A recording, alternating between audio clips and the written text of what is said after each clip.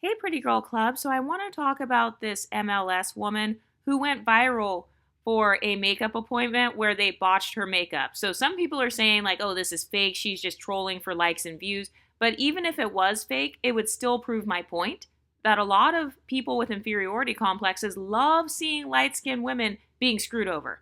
They love seeing you get abused, they love seeing your makeup looking bad.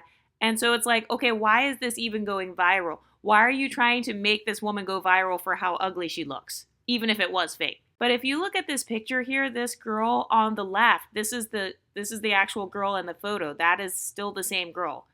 So it looks like she has a different wig on and her makeup is several shades darker than her actual skin tone. Have you ever gone to a makeup counter and had them try to match you with a foundation that you know damn well is not your skin complexion? They'll try to match you with foundation shades several shades darker. Meanwhile, if you look at a lot of unambiguous black women who happen to be dark skinned, a lot of them wear makeup that is 25 shades lighter. Concealer will be a high yellow, and their skin tone will be like Lupita Nyong'o's, and nobody says a word. Nobody says, oh my God, it looks bad. Oh my God, you look so ugly. Oh, you look like a transvestite. You look like a drag queen. If you were to say something bad about unambiguous women's makeup, you would get called a colorist. You would get told that it's misogynoir. You'd get called anti-black. So I find it interesting how if this would have been a dark-skinned black woman with botched makeup, she would have had comments where people are saying, oh my God, you're so beautiful. Like, you didn't need your makeup to look like that. But instead, you've got this girl who's actually getting dragged and cyberbullied and being told that she looks ugly or she looks like Dennis Rodman. And then I see some other people comparing her to Glorilla. And it's like, okay, all you're doing is admitting that you don't like black features. You don't like Afrocentric features. You don't like wide noses. You don't like large lips. You don't like those jaw lines that are common in the African American community. So they actually screw themselves over whenever they make fun of a light-skinned woman who's monoracial and has broader features. So even for the people making fun of Glorilla, I saw Glorilla actually respond, and she was like, you guys are comparing me to that ugly makeup girl. I'm in your ninja's DMs right now. And I've noticed that a lot of people, they try to bully you. If you have wide set eyes and you also happen to have like a wide nose or a quote unquote black nose, a nose that is associated with blackness, I noticed that the black community will make fun of you. They did this to Halle Bailey and they did this to Glorilla, and now they're doing it to this girl. And it's like, okay, so you think that women who are black, who happen to have those features, are quote unquote ugly. Just admit that. Just admit that you hate black features and move on. And don't try to project that onto mixed race or lighter skinned women. And let's talk about Glorilla for a second, because Glorilla, anybody who is actually light skinned or anybody who is a man knows that Glorilla is not ugly. Glorilla would not be as popular as she is right now if she truly were ugly and unattractive. If she were truly so ugly and so disgusting looking, she would not be as popular as she is. I've heard men talk about Glorilla in real life and how they think she's cute and how that's like their favorite rapper or she's like their celebrity crush. So this whole narrative that being light skinned with like wide set eyes and broader features, this whole narrative that you must be ugly, that's not true at all. And we know that it's not true. And it's like, which one is it? Are light-skinned black women ugly, or does light-skinned privilege exist? Pick a struggle. Because if all these women are so ugly, why are they still going viral? Why are they still more popular than you? Why are they still more visible than you? Even if this woman is trolling and making a fake picture or like putting the makeup on herself, why is she able to garner so much attention? It's because of the picture on the left. It's because she showed a before and after, and it's like shocking to see her go from her natural face to like, doing this ratchet ass makeup with a black lip liner. So that's what it is. People love seeing light-skinned black women suffer. They love seeing them getting bullied. And that's part of why people were sharing it, was so they could try to bully this woman, because it's a humbling tactic. And I've talked about this before, how sometimes women with inferiority complexes who sabotage you, whether it's a makeup artist, a hairstylist, or just a random person online, a lot of them do this because it gives them a sense of satisfaction. Like, yes, now I can finally see her feeling insecure. I can finally see her looking back. And it's like, even with the bad makeup, with her taking a picture like that, clearly she knows she's pretty because she doesn't mind having this picture on the internet publicly.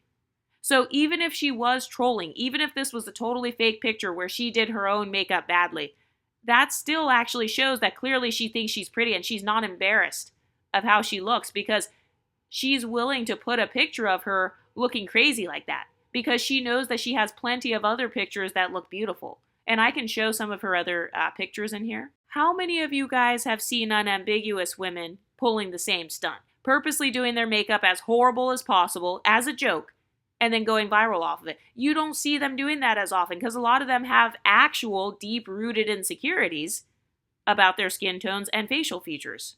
And that's why they try to project it onto women like Glorilla. It's like, no, if you looked like Glorilla as an unambiguous woman, you would feel ugly. That's what it is. Clearly, Glorilla herself does not feel ugly, hence why she doesn't mind being in the public eye.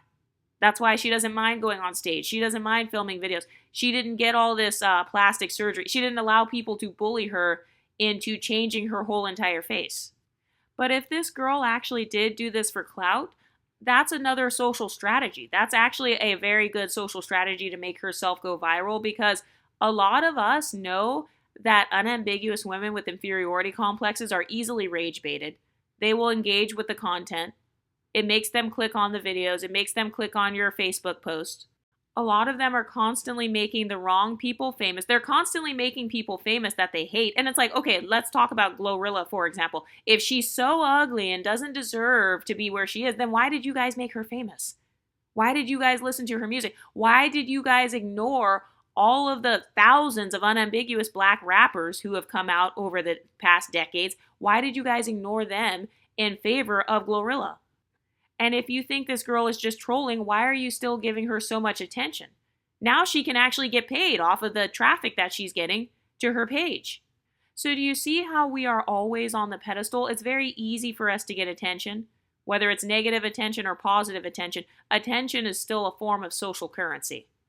And I just looked on this girl's Facebook page. I see that she has like a fitness business called Fat to Fit. So she has a private Facebook group with over 200,000 members. So whether her post was real or fake doesn't matter because she still got what she wanted in the end, which is for more people to join her group. So now she can sell stuff and make extra money. And I saw that this girl posted, she said, "Get the F out, this is my real life." And the girl who did my makeup, she done blocked me, so think whatever y'all want to think. And then she screenshotted some DMs of her like booking the appointment with this girl. So for the people denying that this is real, like, oh, there's no way people would want to sabotage you, like you're not even that cute anyway. No, this actually does happen to pretty women all the time. People try to sabotage pretty women all the time. They try to chop off people's hair if they have long hair. If you're getting your hair colored, they will damage the crap out of your hair. I'm talking about women with inferiority complexes who are jealous. I mean, it's not very far-fetched. I've seen people try to match you with the wrong foundation shade, especially if they don't even have the same skin tone as you. Like whenever I go, well, first of all, I match myself now to my foundation shades. And by the way, when it comes to makeup, you're the one who knows your face and your skin complexion better than anybody else because you've lived in your body for the longest. But if I'm going into a makeup counter or if I'm going to get my makeup professionally done, I would choose somebody who looks exactly like me or somebody who has similar facial features to me, similar skin tone. I wouldn't want to get beauty services from somebody who does not look like me or someone who's inexperienced with people of my phenotype or somebody who's potentially a hater and then they're using this as an opportunity to like screw me over. I've seen this a million times, and I'm sure a lot of you guys in the comments section have had experiences like this where they match you with a bad foundation shade. You know that that's not your actual shade. They try to match you with the darkest shade possible while matching themselves with the lightest shade possible so they can have closer proximity to your skin complexion because a lot of them view it as a status symbol to have MAC NC40 in their purse. You know, a lot of them view it as a status symbol to have Fenty 200 in their purse. And I notice there's this tendency where they want to convince light-skinned people that they're darker than they actually are, and then they want to convince themselves and other dark-skinned black people that they're lighter than they actually are. So this is one of the main reasons that some people use that term brown skin. They try to use it as a catch-all term. Like, oh, all of us are just brown skin. You know, so Doja Cat is brown skin, and then Coco Jones is also brown skin. So yeah, they're just the same. No, they're not the same. Skin complexions are not the same, phenotype is not the same, and life experiences are not the same. And she actually showed a screenshot of her booking the appointment. She shows the Instagram DMs, but I guess the artist has blocked her and that makeup artist page is now gone. But this person says, I can't believe this. She was a beginner? The girl said no. She told me she had 4 years of experience. She had so much good work on her page. Have you ever met a makeup person where it's like they know how to do everybody else's makeup? They know how to do everybody else's hair, but suddenly when it comes to you, they don't know what they're doing. And they're using it as an excuse to make you look bad, basically. But this person says, where is Nay? Because we need to ask her why she sent you to that lady. I've been here 6 years and haven't gotten any service but nails. I'm sorry you had to go outside looking like that. This person said, you actually left looking like that instead of saying something to the makeup artist's face? Sometimes when you say something to a makeup artist or a hairstylist, like, oh, I don't like it or it looks bad, they will try to convince you, like, no, it looks good. What are you talking about? Or they'll actually get mad and defensive, like, I've been doing this for 20 years. I've been a hairstylist for 15 years. I've been a makeup artist for 10 years. I know what I'm doing. So sometimes they will literally defend themselves so hard and gaslight you to the point where it's like, what can you do? I mean, what is she supposed to do? Was she supposed to fight the makeup artist? Was she supposed to solve it with violence? So what do you do if somebody does a bad beauty service and you tell them you don't like it, but then they say, well, basically, oh, well, no refunds. That's how you're going to be wearing it. This person says, who the F is Nay? That's the culprit, because what in the hell type of grudge does she have against you to send you there? This person says, why are you still carrying on? She gave you a refund like you requested. Move on. This person says, going viral isn't always a good thing. I get her position, but she's been refunded, so it seems like attention seeking at this point. She was cute, natural anyways. So now they're basically saying, like, you've been refunded, so shut up. You already got your refund, so be quiet. Don't post about this. Don't use this. Do not alchemize this bad experience to go viral, because that's really what this is. This is an example of masterful alchemy. Instead of being embarrassed and going home and crying, she's like, no, I'm going to post this shit, and I'm going to expose how badly somebody can do their makeup, and then, I'll just get people talking and get more people to join my group. She has that Facebook group, Fat to Fit.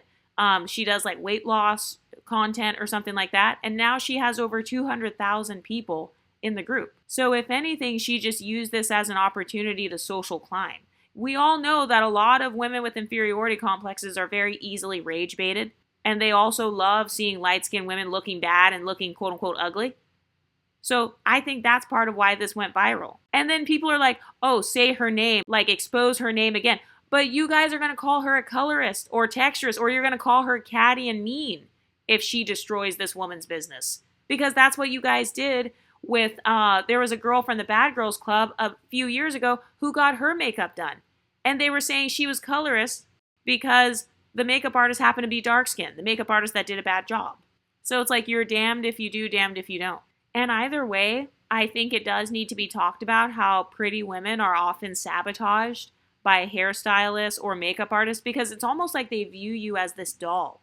So think about how little children, they like to destroy their Barbie dolls. They'll chop all their hair off. They will draw on Barbie dolls' faces with a Sharpie. That's kind of what this reminds me of.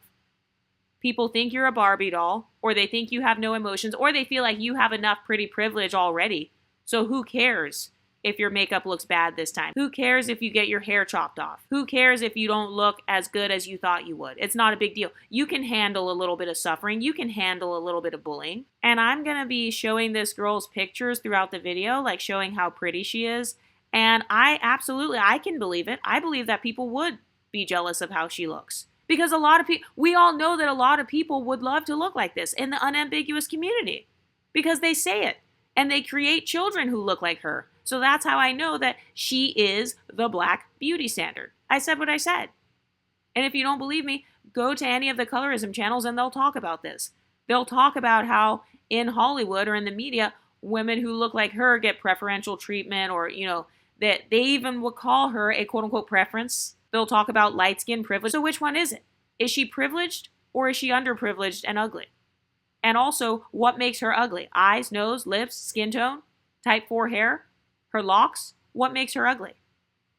Because the makeup itself, the wig itself, that doesn't take away from her natural beauty. And she knows that. And that's why she had no problem posting herself looking crazy because she knows that she has hundreds of other pictures where she literally looks like a model. So it's not a big deal to her. Her beauty pedestal isn't ruined. One bad picture or one bad makeup look or one bad wig, we all know as pretty privileged women that that doesn't ruin your entire pedestal. But for other women, it does because they never had the pretty privilege to begin with. But what do you ladies think? Let me know in the comments section and I'll talk to you next time. Stay pretty, ladies.